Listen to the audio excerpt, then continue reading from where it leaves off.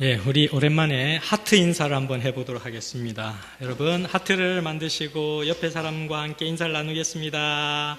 안녕하세요. 행복한 안식일입니다. 행복한 안식일입니다. 행복한 안식일입니다. 예, 복되고 즐거운 안식일, 하나님께서 주신 참된 치유의 능력과 또 복음의 능력을 회복하는 그런 한 시간이 되기를 간절히 바라겠습니다. 오늘 하나님의 말씀, 마게도냐에 들린 밤중 소리. 어디에 들린 밤중 소리요? 마게도냐. 예. 자, 오늘 본문 말씀 사도행전 16장 19절에서 34절에 있는 말씀을 함께 봉독해 보도록 하겠습니다. 화면을 보시고 함께 봉독해 보도록 하겠습니다. 화면 전환 시키셨습니까? 예. 컴퓨터로 한번 눌러주시기 바랍니다. 예.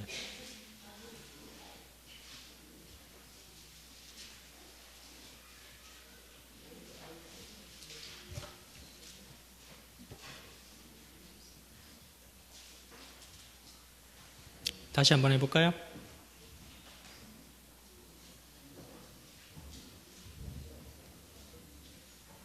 안 됩니까?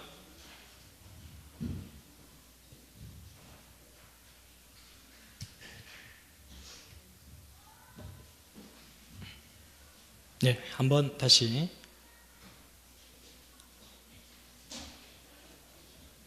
안 되면 제가 하겠습니다.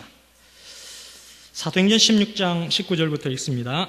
종의 주인들은 자기 이익의 소망이 끊어진 것을 보고 바울과 실라를 잡아가지고 저자로 간원들에게 끌어갔다가 상관들 앞에 데리고 가서 말하되, 이 사람들이 유대인인데 우리 성을 심히 요란케 하여 로마 사람인 우리가 받지도 못하고 행치도 못할 풍속을 전한다 하거늘, 무리가 일제히 일어나 송사하니 상관들이 옷을 찢어 벗기고 매로 치라 하여 많이 친 후에 옥에 가두고 간수에게 분부하여 든든히 지키라 하니, 그가 이러한 영을 받아 저희를 깊은 옥에 가두고 그 발을 착고에 든든히 채웠더니 밤중쯤 되어 바울과 실라가 기도하고 하나님을 찬미하며 죄수들이 듣더라. 이에 호련히 큰 지진이 나서 옥토가 움직이고 문이 곧 다 열리며 모든 사람의 매인 것이 다 벗어진지라. 간수가 자다가 깨어 옥문들이 열린 것을 보고 죄수들이 도망한 줄 생각하고 검을 빼어 자결하려 하거늘, 바울이 크게 소리질러 가로되 내 몸을 상하지 말라, 우리가 다 여기 있노라 하니, 간수가 등불을 달라고 하며 뛰어들어가 무서워 떨며 바울과 실라 앞에 부복하고 저희를 데리고 나가 가로되, 선생들아 내가 어떻게 하여야 구원을 얻으리까 하거늘, 가로되 주 예수를 믿으라, 그리하면 너와 내 집이 구원을 얻으리라 하고 주의 말씀을 그 사람과 그 집에 있는 모든 사람에게 전하더라. 밤 그 시에 간수가 저희를 데려다가 그 맞은 자리를 씻기고 자기와 그 권석이 다 침례를 받은 후 저희를 데리고 자기 집에 올라가서 음식을 차려주고 저와 온 집이 하나님을 믿었으므로 크게 기뻐하니라. 아멘. 네, 이 본문 성경 말씀을 보게 되면 마게도냐에 증거되어진 하나님의 기별이 선포되어지고 있습니다. 이 사도 바울과 그의 일행들이 제1차 선교 여행을 여러분들께서 어떻게 진행하였는지를 배우셨습니다. 그래서 바울과 바나바가 안디옥이라고 하는 곳에서 제일 처음 파송되어서 시작한 것이 제1차 선교 여행이었습니다. 그런데 할례 문제가 발발하게 되어서 예루살렘 총회에서 할례 문제로 경론하는 일들이 발생되게 되어지고, 예루살렘 교회가 그것을 이제 마무리 지은 다음에 그 일들을 안디옥 교회에 해결해 주기 위해서 실라라고 하는 사람을 파송하게 됩니다. 그래서 실라라고 하는 사람이 이 안디옥에 이르게 되고, 안디옥에 이르는 이 실라라고 하는 사람과 사도 바울이 한 팀을 이루게 됩니다. 그래서 떠나는 것이 제2차 선교 여행입니다. 제2차 선교 여행은 바울과 실라가 팀이 되어서 떠나고 바나바와 마가가 한 팀이 되어서 원래 제1차 선교 여행으로 떠났던 그 루트를 그대로 가는 것이 바나바와 마가가 간 제2차 선교 여행의 루트였고요. 그 다음에 제2차 선교 여행에서 이제 바울과 바나바가 갔던 그 루트 말고 다른 루트로 가는 것이 이제 제2차 선교 여행의 이 성경에 기록되어 있는 그런 내용들입니다. 그래서 바울과 실라가 자기의 고향, 바울 다소 사람이라고 기록되어 있지 않습니까? 그래서 다소라고 하는 지역에 제일 먼저 가서 그리스도의 복음을 증거하고 그 다음에 더베라고 하는 곳에 가서 또 복음을 증거합니다. 그리고 전진해서 루스드라라고 하는 곳에 가서 그리스도의 복음을 증거하는데 거기서 정말 주옥 같은 하나님의 종 디모데를 발견하게 되는 거예요. 디모데라고 하는 아주 신실한 주의 청년을, 보석 같은 청년을 거기서 발견하게 되고 정말로 핍박받아 죽어가는 사도 바울이 돌에 맞아 죽어가는 거의 지경에 있는 그 바울을 목도하는 사람이 디모데였어요. 그래서 디모데가 이제 합류하게 되어서 바울과 실라와 디모데가 제2차 선교 여행에 아주 힘있는 그런 전진을 하고 있는 모습들이 성경의 15장, 16장에 나타나게 됩니다. 그런데 16장의 전반부에서는 어떻게 되느냐 하면 이 마게도냐에 제일 먼저 하나님께서 그리스도의 복음을 증거하시도록 섭리하시는 역사가 나타나게 되는데 여러분, 하나님께서 막으시면 사람이 아무리 노력을 해도 되지 않는 일들이 나타납니다. 여러분들의 생에서도 그렇고 사도 바울의 생에서도 그렇고 신라의 생에서도 그렇습니다. 계속해서 아시아 지역에 그리스도의 복음을 증거하고 다소에서부터 더베로부터 루스드라로 진행되어가는 많은 지역에 그리스도의 복음이 증거되었고 예수님을 받아들이는 사람들이 나타났는데 언제부터인가 예수 그리스도의 복음을 증거하기 시작해도 사람들이 믿지 않고 거절하는 일들이 발생해요. 이상하다. 왜 그럴까? 열심히 기도하며 전진하고 있는데 왜 그리스도의 복음을 받아들이지 않을까? 그런데 사도행전 16장 6절에 가보면 이렇게 기록이 되어 있습니다. 성령이 아시아에서 말씀을 전하지 못하게 하시거늘 성령 하나님께서 그 아시아 지역에서는 이제 더 이상 복음을 증거하지 말고 다른 지역으로 좀 옮겨라 라고 하는 메시지가 거기에 담겨져 있는 것입니다. 아무리 노력해도 안 되는 어떤 절벽 앞에 서 있을 때 여러분, 하나님께서 혹시 다른 길로 나를 인도하고 계시지는 않는지라고 자문해 보아야 하는 것입니다. 성령 하나님께 순종하게 되면 하나님께서는 더 좋은 길을 저희에게 열어주십니다. 사도 바울과 실라가 그 막히는 아시아 전도 지역에서 막히는 그 길가에서 이제 하나님의 뜻이 무엇인가를 간절히 기도하고 있는 그 밤에 환상이 딱 나타나는데 코가 이렇게 크고 또 얼굴이 하얗고 머리가 노란 사람들이 나타나서는 도와주세요, 제발 저희를 좀 도와주세요 하는 그런 꿈의 모습이 나타나는 것입니다. 하나님께서 저 사람들을 도와주라고 이 아시아에서 전해진 복음을 이제는 그만하고 이제 유럽 지역의 마게도니아라고 하는 지역에 가서 그리스도의 복음을 증거하라고 하시는구나. 그렇게 그가 깨닫게 됩니다. 그리하여서 그가 성령의 인도하심에 순종해서 이 마게도니아 지역의 제첫성 빌립보라고 하는 지역에 딱 들어갔는데 이제 며칠 동안 얘기를 하면서 준비를 하면서 이 빌립보 성이 어떻게 그리스도의 복음을 증거할까를 생각하다가 드디어 안식일이 되었어요. 안식일이 되었으니까 기도처를 찾아야 될 거 아니에요. 하나님께 예배 드릴 수 있는 장소를 찾기 위하여서 강가에 나가서 두리번 하고 있는데 어떤 사람이 보여요? 자주장사 루디아와 그 여인들이, 함께하는 여인들이 옆에서 계속 얘기하면서 정다운 얘기를 나누고 있는 것입니다. 그때 바울과 실라와 그의 일행들이 다가가서 예수 그리스도의 복음을 증거하고 마음문이 열린 것을 보고서는 믿음으로 말미암는 의에 관한 기별들을 선포하기 시작하는 것입니다. 그리스도의 기별들을 그들이 마음속에 스펀지처럼 싹싹싹 받아들이기 시작해요. 그리고서는 이제 그들이 최초의 빌립보 성에 하나님의 백성이 되는 것입니다. 그리고 이제 두 번째 점치는 여인이 나타나고 그 다음 세 번째는 간수가 나타나거든요. 빌립보 감옥에서의 간수가 회심하는 과정이 나타나거든요. 이 두 번째, 세 번째의 내용이 오늘 설교 본문 말씀 가운데 나타나 있는 내용입니다. 그래서 하나님께서 역사하셔서 그리스도의 복음을 증거한 자주장사 루디아의 집에서 이제 하룻밤을 자고 딱 일어나서 이제 즐겁게 딱 그리스도의 복음을 증거하기 위해서 나아가는데 점치는 여인이 나타나요. 귀신 들렸는데 점치는 거예요. 그래서 악의 영들과 교통하는 한 여인이 나타나는 것입니다. 그 여인이 딱 나타났는데 그리스도의 복음을 증거하는 자들에게 매료가 돼요. 매료가. 이야, 저 멋진 사람들 그리스도의 복음을 증거하는 것이구나. 그리스도의 복음을 증거하는 사람들의 모습을 보고서는 이 점치는 여인이 회심을 하게 돼요. 회심을 하게 되고 그 점치는 여인에게 들어왔던 악령들이 다 떠나가게 됩니다. 주 예수 그리스도의 이름으로 명하노니 떠나가라 얘기를 하니까 그 점치는 여인에게서 왔던 악령들이 다 떠나가게 돼요. 그러니까 이 여인의 생애가 완전히 변화되게 된 것입니다. 그의 삶과 그의 생애가, 그의 생각이 완전히 달라지게 되는 것입니다. 눈빛과 그의 표정과 그의 삶 자체가 하나님을 위하여 완전히 열려 있는 것입니다. 그런데 중요한 것은 이 점치는 여인의 주인이 문제가 된 거예요. 지금까지는 이 점쳐주는 사람 때문에, 여인 때문에 그 주인이 돈을 엄청나게 벌었다는 것이죠. 이야, 이 여인이 이렇게 막 점을 쳐주니까 다른 사람들의 어떤 과거 행적과 이런 것들을 다 히스토리를 보면서 이렇게 딱 쳐주니까 사람들에게서 돈을 많이 받았단 말이에요.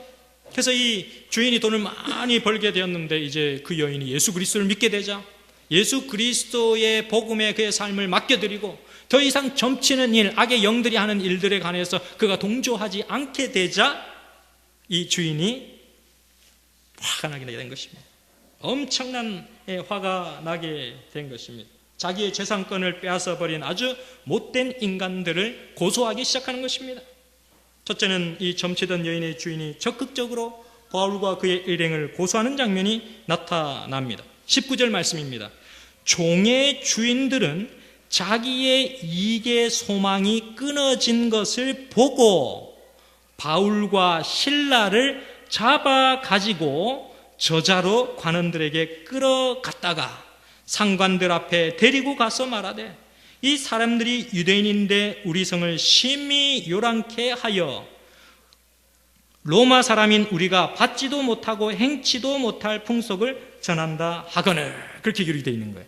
그러니까 이 점치는 여인의 주인이 보니까 아무리 이제 이 점치던 여인을 꼬시고 달래고 얘기하고 막 이렇게 해서 야 다시 한번 해봐, 이제 엄청난 재산과 부유함을 너에게 주는데 그걸 왜 포기해? 다시금 잘 생각해봐, 정신 차리고 잘 생각해봐. 이렇게 아무리 꼬셔도 더 이상 점치는 일을 하지 않는 그 여인의 모습을 보게 되는 것입니다. 하나님의 말씀과 기도로 철저하게 자신을 무장시키면서 하나님의 품성이 그의 생애를 인도할 수 있도록 겸허하게 자기 자신을 내려놓는 이 점치는 여인. 그래서 그리스도의 제자가 되기 위해서라면 그의 자존심과 그 어떠한 것도 내려놓을 각오가 되어 있는 그 여인의 모습을 보면서 그 주인은 감동을 받게 되는 것입니다. 사도행전 213페이지에는 이렇게 얘기를 합니다. 그들은 그 여인의 예언과 점으로 돈 벌 희망이 모두 사라진 것을 보았고 만일 사도들을 계속 복음 사업을 하도록 용납한다면 얼마 후에는 그들의 수입원이 완전히 끊어지리라는 사실을 알았다. 그렇게 기록이 되어 있는 것입니다. 그래서 그들은 공식적으로 바울과 실라와 그의 일행들을 끌고 가서 감옥에 넣고서는 이제 겉옷을 찢고 매제를 명하는 일들을 하게 되는 것입니다. 그래서 본문 22절에 보게 되면 무리가 일제히 일어나 송사하니 상관들이 옷을 찢어 벗기고 매로 치라 하여 많이 친 후에, 이렇게 기록되어 있는데 여기서 뭔가 이렇게 끌려가가지고 엄청나게 얻어맞은 모습을 우리는 보게 됩니다. 성경에 많이 친 후에 이렇게 기록이 되어 있잖아요.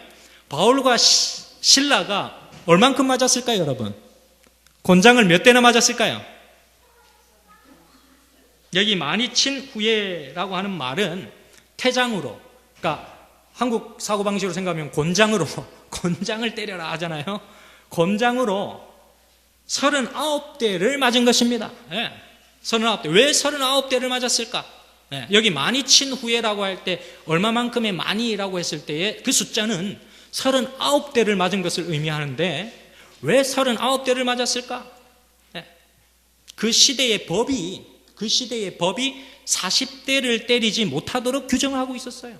40대를 때리지 못하도록. 왜 40대를 때리지 못하도록 법으로 규정하고 있었을까요? 그때 당시에 그 사람들은 그 태장으로 40대를 맞게 되면 거의 죽는다라고 생각을 했습니다. 그렇기 때문에 39대를 때리는 것은 인간에게 내릴 수 있는 최대의 형벌 가운데 하나로 생각을 했죠. 거의 죽을 지경에 두는 것입니다. 39대를 때린다는 것은.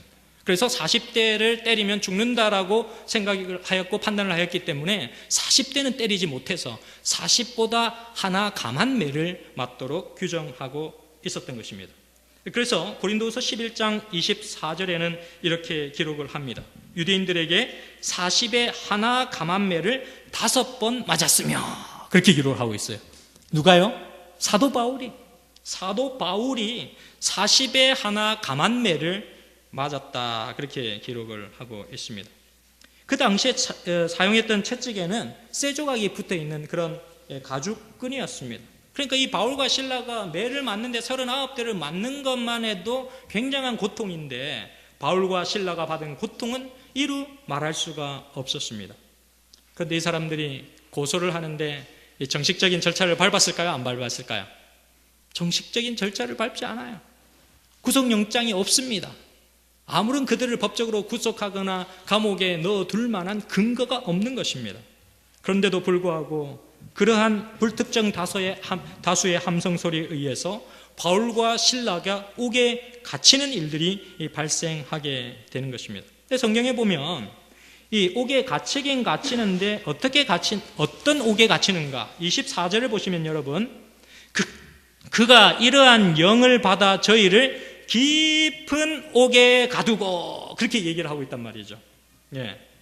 깊은 옥이라고 하는 것은 그야말로 깊이가 아주 깊은 그런 옥이 아니고, 완전 우물을 파가지고 팍 구덩이에 탁 넣는 그런 깊은 옥이 아니고, 이 깊은 옥이라고 하는 것은 고문을 하는 곳을 말합니다. 사람에게 아주 큰 고통과 그런 어려움을 주고 그들의 발에 착고를 매이게 하고, 그래서 자칫 잘못하면 그곳에서 그냥 있다가 죽어가는 그러한 인생이 될 수 있도록 하는 것이 깊은 옥이라고 성경은 설명하고 있습니다. 착고라고 하는 것은 송판에 겨우 발이 들어갈 수 있을 만큼의 구멍을 뚫어놓고서는 조금만 움직이면은 살에 대어가지고 살이 다 빌 수 있도록, 여기 지금 제가 화면을 다 준비했는데 이게 지금 되지 않아서 여러분들이 못 보시는데, 여기 보면 착고 딱 발을 넣어가지고 이렇게 되어 있어서 조금만 움직이면 다 발이 비어질 수밖에 없는 그러한 모습으로 이들이 감옥에 매여 있는 모습을 보게 되는 것입니다. 정말로 어처구니 없고 그 고통스러움 이름 말할 수가 없었습니다. 그런데 그때 그들은 무엇을 하고 있었는지 아십니까? 그때 그들은 하나님께 기도하는 모습을 보게 되는 것입니다. 근데 그들이 어떤 기도를 했는지 아십니까? 바울과 실라가 어떤 기도를 했는지 아십니까, 여러분? 바울과 실라는 감사의 기도를 드렸습니다. 여기 헬라어로 보시면은 프리스코메노이라고 하는 단어를 썼는데요, 이 기도라고 하는 단어 자체를, 그 단어는 감사의 기도를 드릴 때만 사용하던 단어입니다. 프리스코메노이라고 하는 그 단어는 하나님께 감사를 드릴 때 드리는 기도였다는 것이죠. 그러니까 바울과 실라는 그 감옥 속에 고통과 눈물과 찢어짐과 아픔 속에 있는데도 뭐 하고 있어요? 하나님께 감사의 기도를 드리고 있는 모습을 보게 되는 것입니다. 예수님을 진심으로 사랑하는 두 사람의 모습을 보게 되는 것입니다. 자기보다 더 고통스러웠던 예수 그리스도를 생각하는 거예요. 십자가에서 못 박히신 그리스도의 모습은 얼마나 고통스러웠을까? 그분이 죄의 짐을 다 짊어지실 때 그 고통은 얼마나 힘들었을까? 그들은 자기 자신에게 처해진 고통을 생각하는 것이 아니라 그리스도께서 당하신 고통, 나의 죄 때문에 그리스도께서 짊어지셔야 했던 그 죄의 질고를 그들이 생각하기 시작한 거예요. 예수 그리스도를 바라보았기 때문에 그들은 감사의 기도를 주님 앞에 드리는 것입니다. 하나님은 때때로 우리에게 무언가 특별한 것을 주시고자 하실 때 바라보게 하십니다. 끊임없이 무언가를 바라보게 하시는 하나님의 섭리를 보게 됩니다. 그래서 여러분, 바라보는 것은요, 위기를 극복하는 아주 중요한 힘입니다. 여러분들께서 고통 속에 있을 때, 어려움 속에 있을 때, 힘듦 속에 있을 때 나를 사랑해 주시는 그 대상을 바라보는 것, 십자가에서 나를 위하여 희생당하신 그분을 바라보는 것, 그것은 고통을 이겨내는 가장 큰 힘이라는 사실을 기억하게 되시기를 간절히 바랍니다. 하나님은 우리에게 무언가를 바라보게 하시는데 그 바라보시는 것을 통하여 하나님은 우리에게 믿음을 허락하여 주십니다. 성숙된 믿음을 가진다고 하는 것은 바라보는 대상을 바꾸는 것입니다. 무언가를 바라보기는 계속 바라보는데 헛된 것을 바라본다면 어떻게 될까요, 여러분? 헛된 것을 바라보며 살아간다면 어떻게 될까요? 여러분들의 바람이 이루어지지 않습니다. 여러분들의 바람이 다른 것으로 끝날 수가 있어요. 그런데 무언가를 바라본다고 하는 것에서 하나님께서 우리를 인도하실 때 우리의 바라봄의 대상을 바꾼다고 하는 것은 하나님을 바라본다는 것입니다. 여러분들이 세상이 주는 성공을, 또 재물을, 이 땅이 주는 유혹과 쾌락을 바라보던 그 시선에서 하나님께서 주시는 모습, 하나님께서 원하시는 모습으로 나의 바람과 기대를 바꾸어 간다는 것입니다. 그것이 성숙된 믿음의 모습인 것입니다. 전능하신 하나님을 바라보는 것입니다. 나에게 처해진 착고와 그 묶임과 그 아픔과 그 고통을 바라보는 것이 아닙니다. 나를 여기에 있게 하신 하나님의 섭리가 무엇인가? 과연 나에게 이 고통을 당하면서까지 그리스도께서 나를 이곳에 보내신 이유가 무엇인가? 바울과 실라는 그것을 깊은 감옥에서 생각하였습니다. 그리고 그들은 깊은 잠에서 깨어납니다. 정말로 그들이 묻혀 있었던 영적인 무력감에서 그들은 박차고 일어나기 시작하는 것입니다. 하나님을 바라봄으로 그들은 감사의 기도와 찬양을 주님께 드리게 되는 것입니다. 본문 25절 말씀을 보시면 밤중쯤 되어 바울과 실라가 기도하고 하나님을 찬미하며 죄수들이 듣더라, 그렇게 기록을 하고 있습니다. 가만히 생각해 보니까 여러분 한번 생각을 해 보십시오. 감옥 속에서 한밤중이 되면 고요하게 되어야 되는데 어디서인가 환난과 핍박 중에도 정말로 고운 하나님을 찬양하는 소리가 들리는 거예요. 옛성도 신앙을 지켰다, 옛성도 신앙을 지켰네, 그런 찬양의 소리가 들려온다고 생각해 보십시오. 사람들은 왜 저런 소리가 들려올까? 예전 같으면 불평, 불만, 왜 내가 이렇게 감옥 속에서 나는 이렇게 죽어가야 되나, 이런 고통에 울부짖는 소리가 나타나게 되었을 텐데 감사의 기도와 감사의 찬양이 울려 퍼지는 모습들을 보고서는 그 간수들과 그 감옥을 지키는 자들이 놀라는 모습들을 보게 되는 것입니다. 사도행전 213페이지는 이렇게 기록을 합니다. 사도들은 저희가 처한 고통스러운 장소 때문에 극도의 괴로움을 당하였으나 불평하지 아니하였다. 칠흑같이 어둡고 황폐한 토굴 가운데서도 그들은 기도하는 말로 서로 격려하고 하나님께 찬양의 노래를 불렀다. 그 까닭은 하나님을 위하여 수치를 당하는 것은 가치 있는 일임을 알았기 때문이다. 그렇게 기록을 하고 있습니다. 사랑하는 성도 여러분, 깜깜한 인생의 어두움 가운데서 찬양을 부를 수 있는 사람은 하나님을 바라보는 사람입니다. 여러분 생애 가운데 칠흑같이 어둠과 고통과 눈물이 있어도 하나님을 바라보는 사람은, 하나님을 바라보면서 찬양을 하는 사람은 하나님 안에 살아가는 사람임을 기억하게 되시기를 간절히 바랍니다. 사도행전 214페이지는 이렇게 기록을 합니다. 그들의 마음은 구속주의 사업에 대한 깊고도 열렬한 사랑으로 기쁨을 얻었다. 바울은 자신이 직접 그리스도의 제자들에게 가했던 핍박을 생각해 보았고 그가 한때 멸시하였던 영광스러운 진리의 능력을 이제는 눈이 열려 볼 수 있고 마음으로 느낄 수 있게 된 것을 기뻐하였다. 그렇게 기록을 하고 있습니다.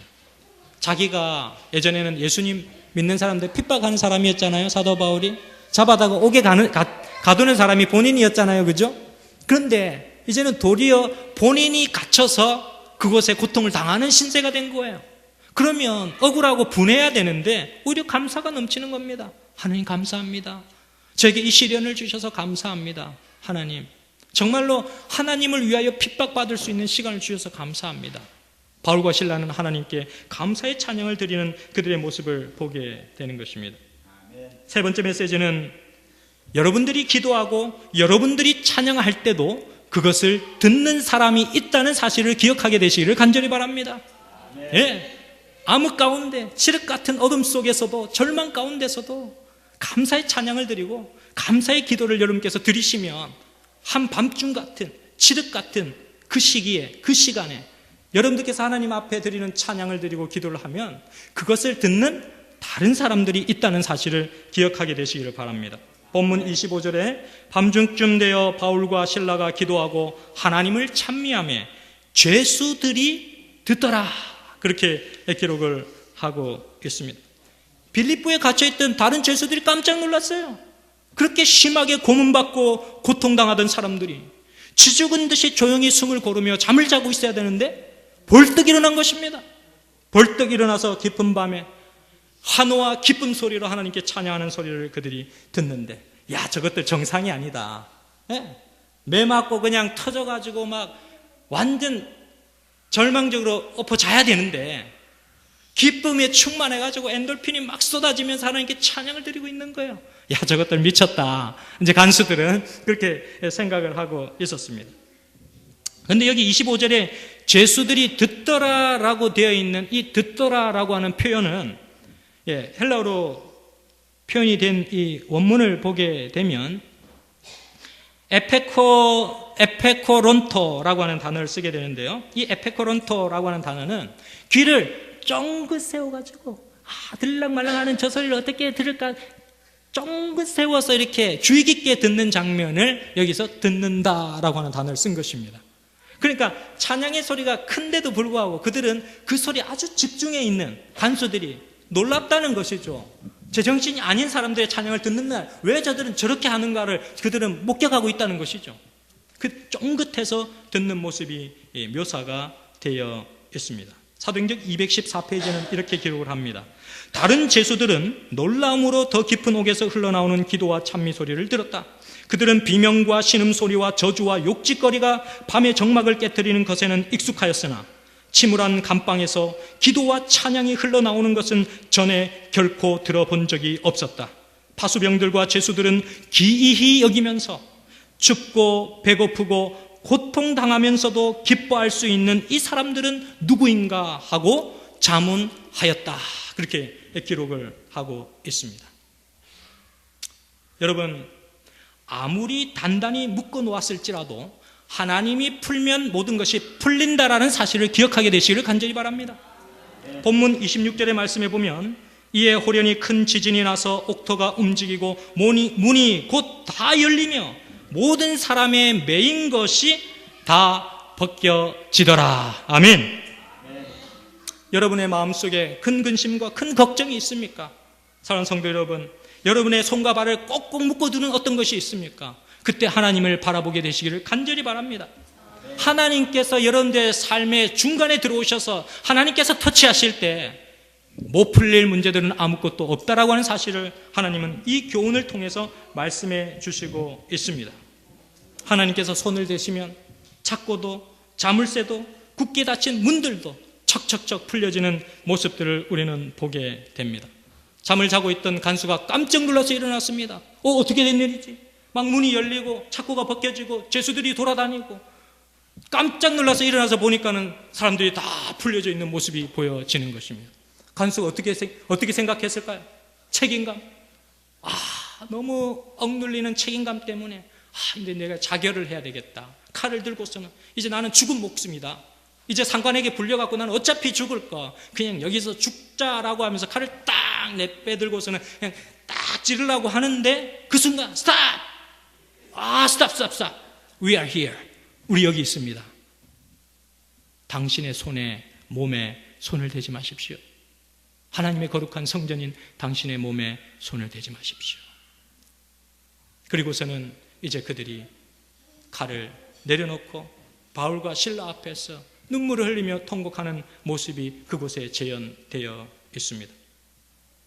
우리가 다 여기 있습니다.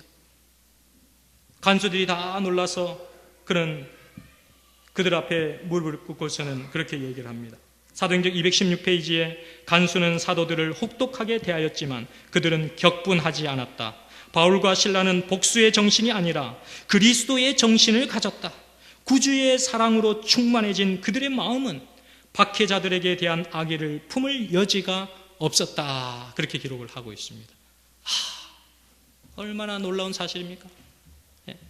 간수가 그렇게 바울과 실라를 죽이기 위해서 견디지 못할 그런 고문을 가했는데도 불구하고 이 바울과 실라는 오히려 그 사람을 생각해서 당신의 몸에 손을 대지 마십시오. 우리는 도망갈 수 있으나 도망가지 않고 그대로 여기 있습니다.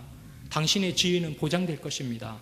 그리고서는 당신께서 정말로 예수 그리스도를 믿으면 여러분과 여러분들의 가정 모두가 구원함을 받게 될 것입니다. 라고 하는 그런 말씀을 이 사도 바울이 하게 됩니다.